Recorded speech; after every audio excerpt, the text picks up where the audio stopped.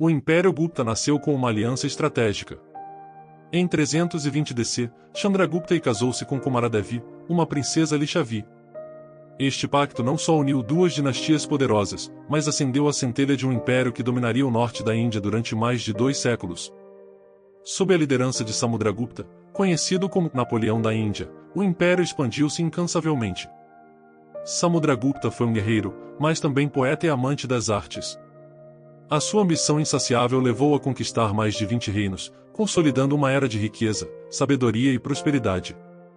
Enquanto isso, nas universidades de Nalanda, os estudiosos desvendavam os segredos do cosmos e aperfeiçoavam o sistema decimal, lançando as bases da matemática moderna.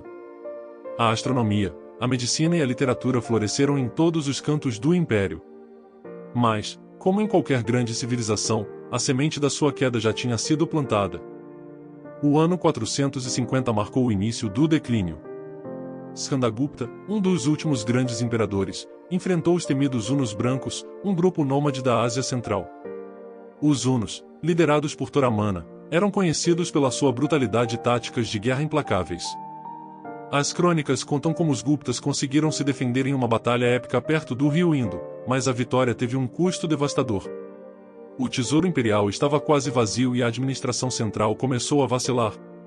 Enquanto os nobres locais procuravam proteger as suas terras, o imperador perdia o controle sobre as províncias mais distantes.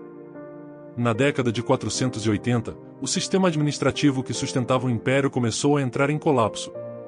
Os governadores locais, anteriormente leais ao imperador, exigiam agora a independência.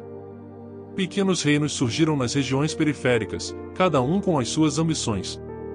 Os nobres locais não apenas lutaram pelo poder, mas também conspiraram na corte de Gupta. Intrigas, subornos e traições tornaram-se o pão de cada dia. As histórias falam de uma disputa acirrada pelo trono após a morte de Skandagupta, que mergulhou o império no caos político.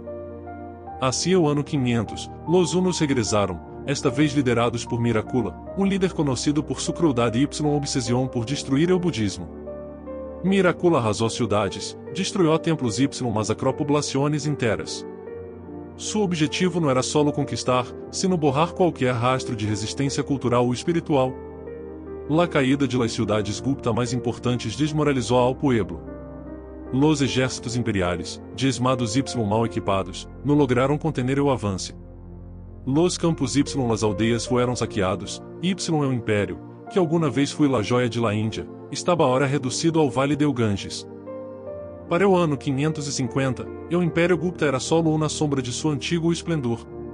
Los relatos de los últimos anos hablam de imperadores impotentes, como Vishugupta, incapazes de organizar uma defesa efetiva contra los invasores nem de controlar a los governadores locais. Las rutas comerciais que alguma vez trajeron riquezas agora eram controladas por dinastias rivais. La Ruta de la Seda, que conectava a Índia com o mundo, se havia fragmentado. Las alianças políticas se rompieron, los postos recursos restantes do império foram consumidos por guerras sem sentido. Aunque o império caiu, seu legado cultural sobrevivió. Los textos de matemáticas y astronomia foram traduzidos ao árabe y, siglos depois, legaram à Europa, influindo em o Renascimento. Las universidades como Nalanda continuaram sendo centros de aprendizagem, aunque los Hunos haviam destruído gran parte de suas instalações. La arquitectura Gupta, com seus intrincados detalhes y proporções perfeitas, inspirou as gerações futuras de artistas y arquitetos. O colapso do Império Gupta no solo marcou o fim de uma era, sino que também deixou uma lição atemporal e incluso as civilizações mais avançadas podem sucumbir ao caos se a unidade política y social não se mantiene. Mientras los Guptas enfrentavam sua caída. Em Europa, o Império Romano de Ocidente havia desaparecido, dando início à Era da Mídia. Em China, a dinastia Sui estava unificando um território fragmentado.